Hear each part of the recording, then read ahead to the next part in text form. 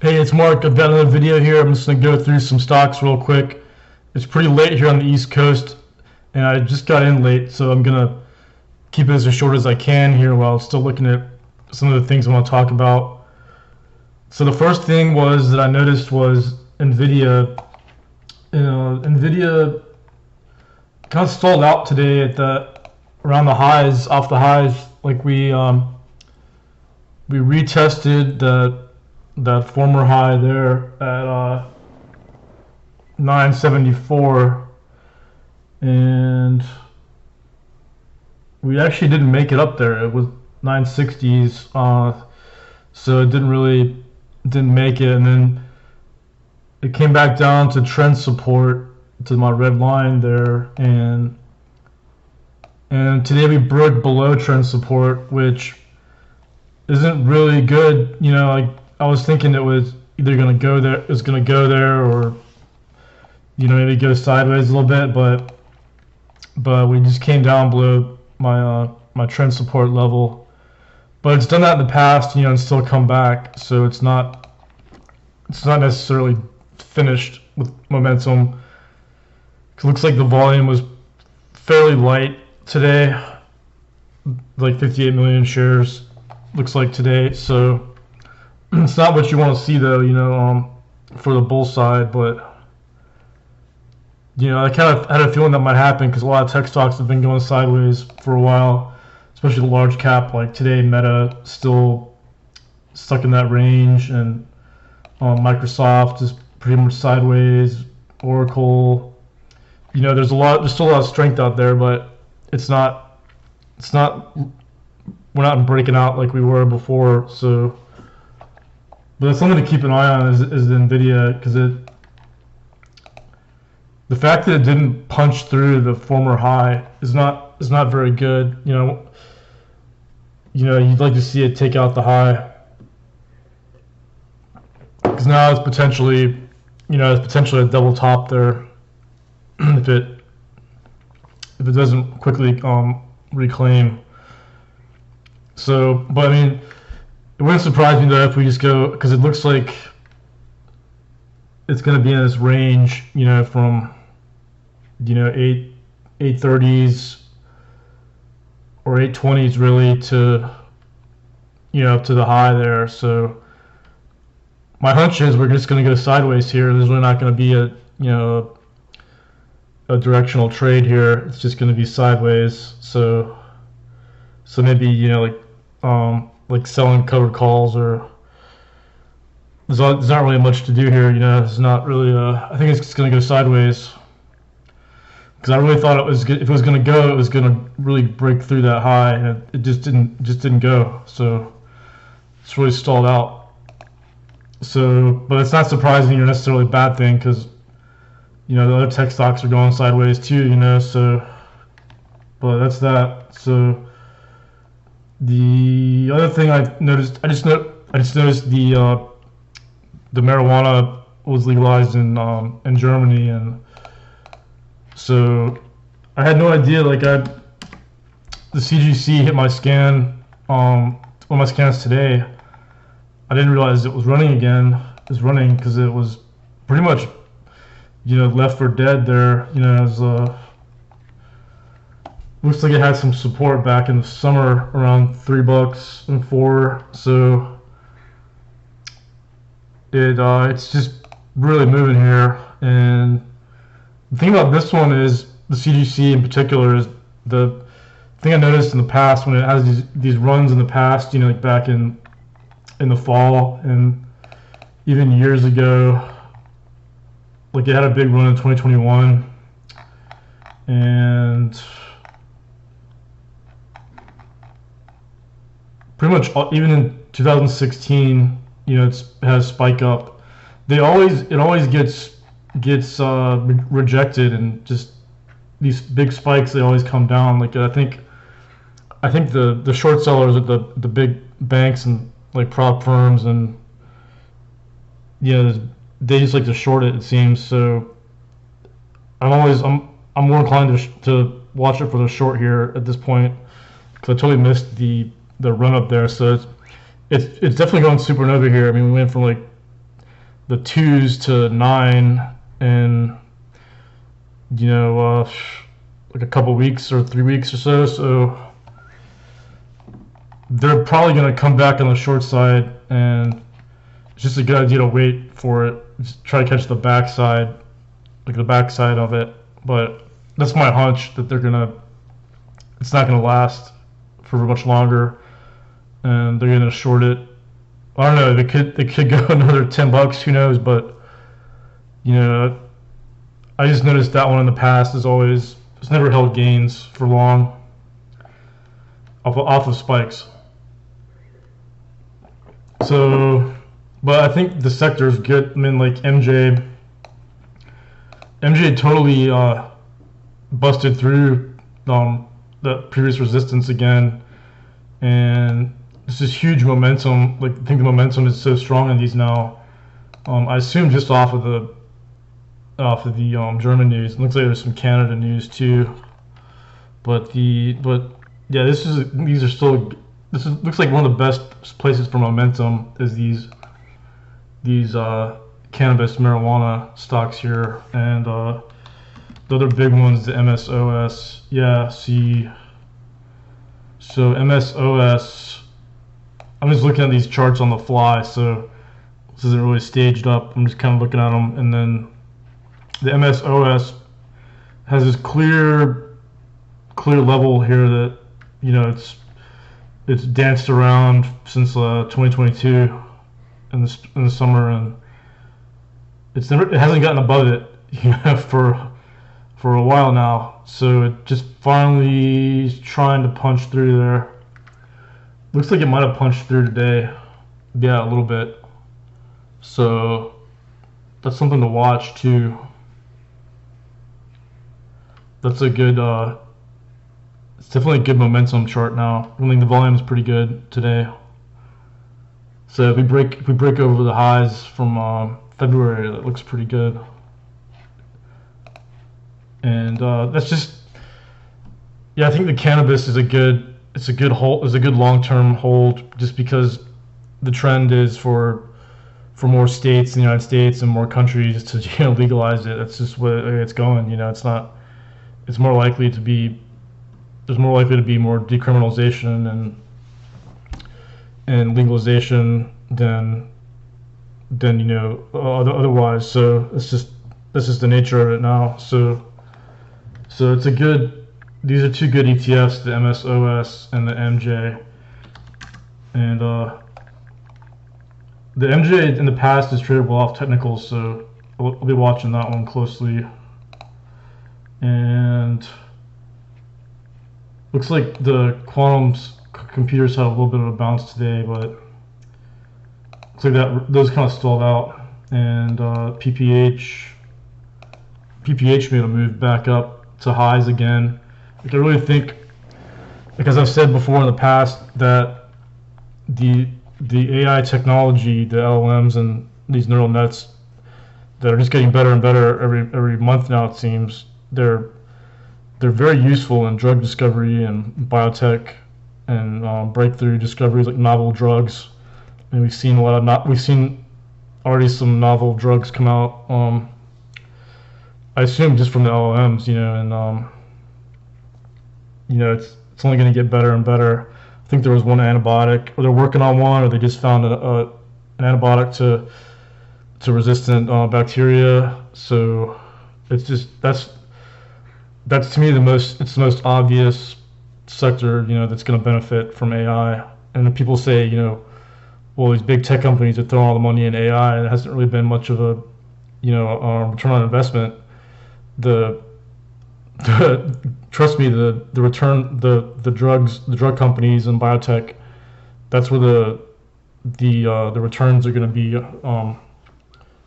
They're going to use these LLMs and neural nets for like computational biology, and it's growing really fast, and it's only going to get better. But there's going to be a lot of drugs coming out from these things. So yeah, we're pretty much near the highs again. I did this kind of weird flag there, And actually, it did that in the past too. I'm looking back in January. It did that kind of rounding flag there, kind of like a long flag. So it's doing the same thing it did back in January. Almost, yeah. It's a little bit, yeah. It's kind of like an analog, really. It's pretty close to January. So yeah, these ETFs, like these, I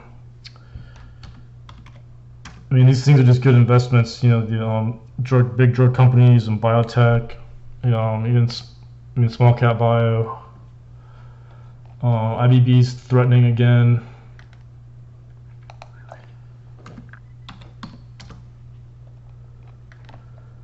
And it seems like the sentiment's turned a lot, it seems, on the regional banks. So I still think maybe one of the best alpha situations could be if another regional bank gets into trouble like NYCB. That was kind of, I think it was a little unexpected, and the options should probably pay out really well. So I've got a speculative position on the Valley Bank because they have some of the most commercial real estate regional banks, and they've got earnings coming up in a month, so about a month from now. And I bought the May puts, just like an undersized, kind of speculative. Maybe it'd be like 1,000% return if it works out. But because it's got support down, it could go down to like sixes, and about the $6 puts. So just on a surprise on their earnings report, if there's a surprise to the downside, and it's doing a little bit of a triangle there. It's holding that support level, but we'll see what happens in the next month or two. But yeah, it seems like hopefully it'll go up even more. So because I don't know any other regional banks that are really heavy in commercial real estate that are that haven't already had trouble. Like I was looking at a list, so as far as publicly traded ones go, it's not a whole ton. But everybody seemed like, I was listening to this audio space, and everybody's pretty giddy on regional banks, but I mean, if NYCB just had that trouble, it's not over yet. I mean, the reaction off of NYCB's last earnings report was seemed like the market was pretty surprised in that. It was pretty bad news. And I'm not sure how you can paint the NYCB quarter as something good. It seems to me there's more. The most risk sector is regional banks. And of course, the big banks are the opposite. So I think as soon as it was when one of these regionals had some bad news, the larger banks are started getting bid up. Because the larger banks are always going to benefit. In the system we have now. So yeah, it's probably a good pair trade. A pair trade really would be like long like JPM or just one of these mega cap banks, and or even just like a smaller major bank, and shorting the regionals or some of the regional banks. So yeah, Citigroup's really strong too. So I guess that's really the pair. If there's a good pair trade, I think it's the long in the big banks and shorting the regional banks, especially the ones with commercial real estate exposure. Because it seems like the sentiment's starting to turn really now bullish on all the banks and commercial real property and stuff. So I think now is the time to kind of look at when their next quarters are, and maybe take advantage of that with the options. So I made a list a long time ago. These here, HPP, these all had big commercial property holdings. Well, actually, I take that back. I did make a good list. I have a good watch list of exposed office property companies, like CUZ is a big one. And you see these stocks haven't, they haven't been participating with the overall market. I mean, even though they're not down a lot, the relative strength is really weak, compared to the other sectors. I mean, HPP is down all year. Seems like some people know what's going on here. And CWK, yeah, they're all sideways. The best ones are just sideways, really. Well, Ally is up. But I was looking more at Ally as a possible auto loan play, but I'm not sure about that one now as much as I like these other ones better, especially the VLY. Yeah, so yeah, Wall was another one. KRC.